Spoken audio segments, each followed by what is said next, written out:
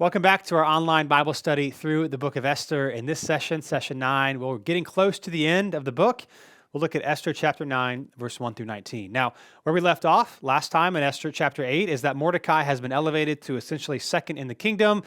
Esther has been honored and given much of Haman's estate because Haman, the Agagite who meant to kill the Jews and essentially set up legal genocide, has been killed. And so there's much celebration in the streets.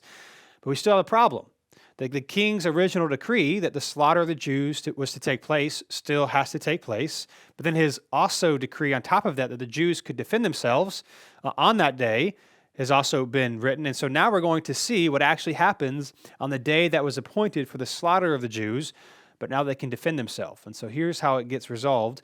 Chapter 9, verse 1. It says, "The king's command and law went into effect on the 13th day of the 12th month, the month of Adar. On the day when the Jews' enemies had hoped to overpower them, just the opposite happened. The Jews overpowered those who hated them." So again, the day that Haman had originally chose for the destruction of the Jews had come, but now the Jews have had the upper hand, not just because they are legally now allowed to defend themselves, but because of Queen Esther being revealed as a Jew, Mordecai, who is a Jew, being honored. People are like, well, we should probably be on their side. So bad things don't happen to us. And so their strength is quite big. And so here's what happens, verse 2. "In each of King Ahasuerus' provinces, the Jews assembled in their cities to attack those who intended to harm them. Not a single person could withstand them. Fear of them fell on every nationality. All the officials of the provinces, the satraps, the governors, and the royal civil administrators aided the Jews because they feared Mordecai. For Mordecai had exercised great power in the palace, and his fame spread throughout the provinces as he became more and more powerful." So now, the day appointed for destruction, the Jews are prepared, and many, not just the Jews, but many in the Persian Empire and the officials were now on their side and were going to help them. Again, likely this is partially politically motivated. They wanted to be on Mordecai's good side. After all, he's the second in the kingdom. And so by helping defend the Jews, it'll keep them in good favor by telling the people that followed them and honored them to make sure that you look out for them. Now, this is just really quite fascinating story of the human condition, right? So just a couple chapters ago, many people were willing to kill and to steal and to destroy the Jews, take their possessions. But because of the political alliances that have changed, now that Haman has been killed and a Jew has been elevated, they go from wanting to kill the Jews to wanting to defend them. I think that's interesting. We'll make note of that as we end our session. But before then, let's keep reading. So here's what happens, verse 5. It says, "The Jews put all their enemies to the sword, killing and destroying them. They did what they pleased to those who hated them." So what's happening here is a reversal of Haman's original edict, where now, and this is now becoming the climax of the narrative so far, right? So what you see happening here is that you have people in a foreign land in exile under the rule of Persia who could never have survived, now have the grace of God who has provided for them, and now for those that are coming to attack them, now the Jews, that God's people have the upper hand. Right? Originally, everyone could come and attack them, and there's nothing they could do. Now, for those that are coming to attack them, they not only withstand, but they have the upper hand because so many are coming to their defense. Right? Again, at this point, the majority of people we see happening here have refused to attack the Jews. The question is, why would some still do so, right? If the Jews have all the power, if Mordecai is Jewish, the queen is Jewish, if it seems to be that Mordecai's rising in authority and power, why would you go against somebody who has so much authority in the kingdom? The text doesn't say, but it could have been mercenaries who are still loyal to Haman. It could have been people who still had something to gain by trying to kill some of the Jewish people and some of their losses. And so for whatever reason, there was still a contingent of people who set out to try to destroy the Jews in their area. But of course, fewer people have attacked them now than would have if the king had not replaced Haman's edict or added another edict to Haman's edict saying the Jews could defend themselves. But still, some people still attacked them. And so it says this in verse 6, "In the fortress of Susa," which was the king, the winter palace is essentially one of the capitals of Persia, "the Jews killed and destroyed 500 men, including Parshanathdala, Dalphon, Aspath, Poratha, Adalia, Aridatha, Parsmashta, Arisai, Aridai, and Vaizatha. They killed these 10 sons of Haman, son of Hammedatha, the enemy of the Jews. However, they did not seize any plunder. Now, just a side note, when you're reading the Bible in a public setting and you come across a lot of names that you're not quite sure how to pronounce, if you read it with authority and you read it quickly, people think that it was correct. I have no idea how correct those pronunciations were. But here's what's happening here. In the capital of Susa, it says 500 men were killed, which would have been a very small percentage of the population in a capital city, which is showing that what the author of Esther is likely showing here is that most people now are in support of the Jews. Instead of having thousands and thousands and maybe tens of thousands, depending on how many Jews were in that surrounding area would have died, now you had 500 people, enemies of the Jews, who were killed instead. Of course, it includes the 10 sons of Haman, right, emphasizing the inability of Haman's descendants to take some revenge later.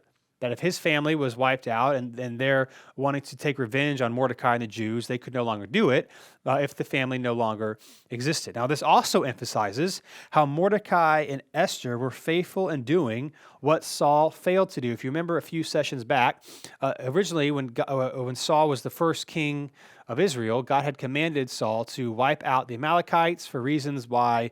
Again, we won't get all into it like we did a few sessions ago, but the Amalekites were the first people to attack the Israelites when they were exiting out of Egypt. And so a few sessions ago, we talked about why that's significant and why trying to wipe out God's people matters. Because if you wipe out the Israelites, well, then Jesus, the Messiah, would never have come. And so when they got into the Promised Land, God told them to wipe out the Amalekites. And what happens was King Saul doesn't fully do that. He actually spares the king of the Amalekites, which was King Agag at the time, and spared some of those people. Of course, Haman is an Agagite from the line of King Agag. And so now, because Saul was not doing what God asked him to do, the Agagites and or the Amalekites again, or Agagites / the Amalekites again, are now trying to wipe out the Jewish people. But Mordecai and Esther stopped it, and they did take out the quote-unquote ruler of the Agagites, Haman himself. So again, Esther and Mordecai do what Saul failed to do, and now the Amalekites cannot destroy God's people. Now, it also mentions here that they didn't take any plunder. They didn't seize any money or possessions, which is significant as they were lawfully allowed to do it in reversal of Haman's edict. So according to the new edict of the king, they could have taken the plunder, the resources, the money from those that attacked them that yet they killed, but they didn't, right? Emphasizing here, they were simply defending their right to live, again, in vast contrast to Haman, who wanted to kill the Jews for his own personal gain and for what he could get from it. So they're successful, and then it says this in verse 11. On that day, the number of people killed in the fortress of Susa was reported to the king. The king said to Queen Esther, in the fortress of Susa, the Jews have killed and destroyed 500 men, including Haman's 10 sons. What have they done in the rest of the royal provinces? Whatever you ask will be given to you. Whatever you seek will also be done. Now, this is interesting, right? The king seems quite indifferent to the results of 500 people dying in his own capital city, because we know, right, if 500 people were killed in Susa alone, the total number in the kingdom, and this is what he's inquiring of Esther, would have also been much higher because it would have to include all places in the kingdom. Yet again, it's still way lower than if Haman's edict was alone in effect. A lot more people would have died. And so the king asked Esther, essentially, if there's any other request she has on the matter. Again, he has a lot of anger toward Haman and what he's done. And so now that he has seen that the Jews were successful in defending themselves, he asks her if there's anything else she would want. But then something interesting happens. Verse 13, it says this. Esther answered, if it pleases the king, may the Jews who are in Susa also have tomorrow to carry out today's law. And may the bodies of Haman's 10 sons be hung on the gallows. The king gave the orders for this to be done, so a law was announced in Susa, and they hung the bodies of Haman's 10 sons. The Jews in Susa assembled again on the 14th day of the month of Adar and killed 300 men in Susa, but they did not seize any plunder.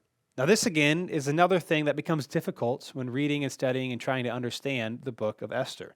See, the king comes to Esther and asks if there's anything else that she wants, and Esther here, she asks for an additional day to continue to fight. And she also asks to display Haman's sons on the gallows, again, as a public shaming to Haman and his family. Now, as a side note, that may seem barbaric to us, but I'm not excusing it. I'm just saying that that was common practice in that day of hanging people on the gallows. But the bigger question for us is this: why does why does Esther do this?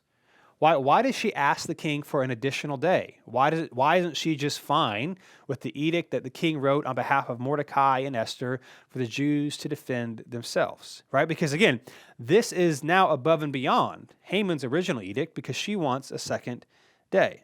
And so this is difficult, right? Because throughout the book of Esther, the book of Esther began as Esther herself was introduced as a subservient, as someone who was not in control of her destiny, that she was chosen. She had to go sleep with the king. Now, she is eventually chosen as queen, but she's kind of portrayed as someone with great courage and really humble character.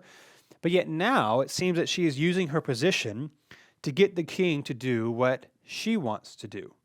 And so again, what's hard here is the author, as always, doesn't tell us why she wants to do this, and makes also no attempt to vindicate her request. So that perhaps there was really good reasoning and motivation for asking a second day, but we're not told why. But at the same time, the author doesn't kind of give us reasons to say, hey, this is why this is a good idea. We're left to wonder, was there a good reason for this, or were her motives not so good? Maybe there was, but at the same time, you can't help but feel it's a little excessive and harsh given no other information, right? It seems difficult. How are we supposed to wrestle with this? And again, this is the difficulty of Esther. We're not told why things happen, but we're left wondering why an additional day. But then it says this in verse 16. It says, the rest of the Jews in the royal provinces assembled, defended themselves and gained relief from their enemies. They killed 75,000 of those who hated them, but they did not seize any plunder. Now, 75,000, to be clear, is a lot. Now, it could be an accurate number, or it's a little Hebrew thing here. The word translated thousands, as we have 75,000, could refer to families and clans. So it could be saying there were 75 families or clans or tribes, which again would have made the total number a lot less than 75,000, but still significant. And regardless of what the actual number was, the point the author is making is that this was a great victory for God's people. Right? They defended themselves. Many who sought to kill them themselves received the judgment of God. And then it says this, verse 17 through the end of the passage we're reading today. It says, they fought on the 13th day of the month of Adar and rested on the 14th, and it became a day of feasting and rejoicing. But the Jews in Susa had assembled on the 13th and the 14th days of the month, again per Esther's request, and they rested on the 15th day of the month, and it became a day of feasting and rejoicing. And this explains why the rural Jews who live in villages observe the 14th day of the month of Adar as a time of rejoicing and feasting. It is a holiday when they send gifts to one another. Now, what you're describing here is the festival of Purim, which we'll see more in our last session, the last session of Book of Esther. But it's the festival of Purim, which is established because of these events and of these 2 days where the Jews were vindicated by God. Now, again, that being said, this book is really encouraging for us. I know there's a lot of questions, there is a lot of death, but at the end of the day, God vindicates this people. And so I think there's a few things worth pointing out, right? One of the things, again, we've said throughout, is that God is never mentioned in this book, right? We're never told God explicitly is mentioned. Also, we were never told that the Spirit of God rested on Mordecai or Esther, as you see in various other Old Testament stories or examples where God raises up a leader and his Spirit rests on them to help guide them. That's not mentioned here. Also, no miracles have occurred to encourage God's people to trust him. Now, you could say, the fact that they survived and weren't killed was great, but it wasn't necessarily a miracle because, again, the numbers were then were on the Jews' favor by the time that this day actually occurred. So there was no sign or say, hey, trust me, I will provide. None of those things happened. Yet, what we see very clearly is that God was faithful. Or put another way, this is the type of book that I would say is extremely helpful and encouraging to modern readers because we are living in these type of times, right? We don't necessarily have a biblical prophet around. Sometimes we can wonder where God is or what God is doing. We don't always, very often, or if ever, see miraculous, these miraculous signs, these crazy things that really show us this is exactly what God wants you to do. But yet we have to trust. Again, I love what Karen Jobes says in her commentary in the book of Esther on this passage and the book of the whole. She puts it this way. She says, in other words, the book of Esther shows how God fulfilled his covenant promise through providence instead of miraculous intervention. Divine providence means that God governs all creatures and actions and circumstances through the normal, ordinary course of human life, without the intervention of the supernatural. In other words, he doesn't have to do what we would consider supernatural things to be in control and to have providence. The biblical author's view in this book that the deliverance was a fait accompli on the basis of the ancient decree given to Moses reflects deep confidence in God's ability to do exactly what he says, regardless of how he chooses to do it. Now, if you're not sure what fait accompli means, here's what it means, and here's what Karen Jobes is saying. Fait accompli is this. It's a thing that has already happened or been decided before those affected hear about it.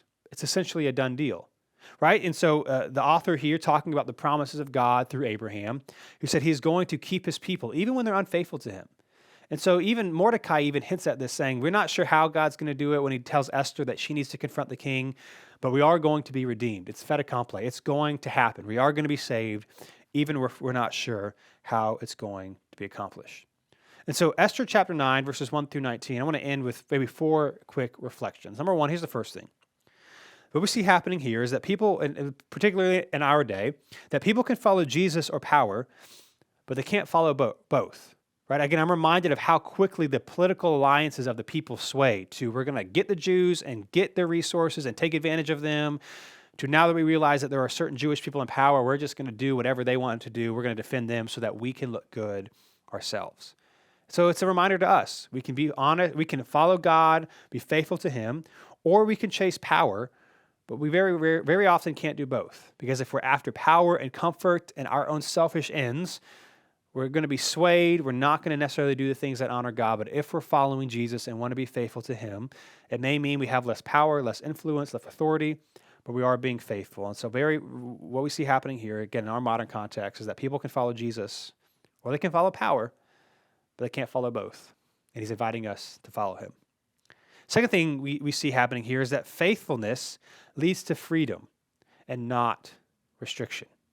So often we think the commands of God, honoring God, doing things that might bring honor to him and might love other people is restrictive. It's not fun. It's holding us back. And yet what we see, particularly in the book of Proverbs, it's a book all about not just that we receive the promises of God in the life to come, but his wisdom has blessing for us in this life as well. And so being faithful leads to life, even if it's hard in the moment, even if we have to say no to certain desires we want in the moment. His wisdom, his love, his grace ultimately leads to freedom. So the Jews here, before the queen went before the king to ask to reverse the edict, they prayed, they fasted, they did things to try to ask God to move, and at the end, it actually resulted in their freedom. So whatever you might be experiencing or going through right now, being faithful can sometimes be really hard. But ultimately, at the end of the day, God loves us. He created us. He knows what is good for us. And so he's asking us to do certain things, not to check a box, not to make him feel better about himself, but for our own good. Just like if you have children, you might have certain rules in place, not to hold them back, but because you want them to grow into adults who thrive and who are healthy and have experienced that freedom. And so faithfulness leads to freedom and not restriction. We also see what's happening throughout this book, and even in this passage in Esther chapter 9, that God uses imperfect people to accomplish his perfect work. Mordecai, Esther especially, were very courageous, but they certainly weren't perfect. Again, we're not sure. Perhaps her motivations was good, but again, we're not told. It seems kind of weird that she would ask for an additional day on top of Haman's original edict for the Jews in Susa to continue fighting their enemies. They were not perfect. Again, the beginning of the book of Esther, you see Mordecai, who is fully assimilated, and likely Esther as well, fully assimilated into Persian culture, likely doing certain things that were against the Old Testament laws of the Ten Commandments or various things that probably they were told not to do. But in order to fit in and to maybe climb the ranks of politics, Mordecai has probably most likely done things that dishonored God, and yet God still used him. And so whatever you have done, things that have happened to you, decisions that you might have made, you and I need to remember that God can and still desires to use us. He uses imperfect people to accomplish his perfect work. And then lastly, and this is important, that our circumstances don't dictate the promises of God. What's happened to us, what we're currently experiencing right now, do not change what God has promised, what He's going to do, what He said He's going to do, what He did through the cross, through Jesus, and what He's promised us. Now, again, we're not promised that everything's going to go the way that we want, and that we're going to get all the things that we desire, but we are promised that God loves us, that God cares, that His plan and His will is perfect and good, even if we don't understand it now, even if we don't fully understand it in this life until we meet Jesus face to face. But our circumstances do not dictate His promises. That God is faithful, He is good, He will do what He's promised, and no one, no kingdom, no king, no government, no forces, no evil, not even Satan himself can stop God from doing what He's going to do. And so God invites us into a relationship with Him. He invites us into His kingdom, not because of us, but because of Him. And our circumstances don't dictate His promises in our life and in the life to come. And that's Esther chapter 9, verse 1 through 19. We'll be back next time for the last session in the online Bible study in the book of Esther. Hey, thanks so much for checking out this video. We upload new videos every week to help encourage you in your faith in Jesus. So be sure to subscribe to this channel so that you never miss a thing.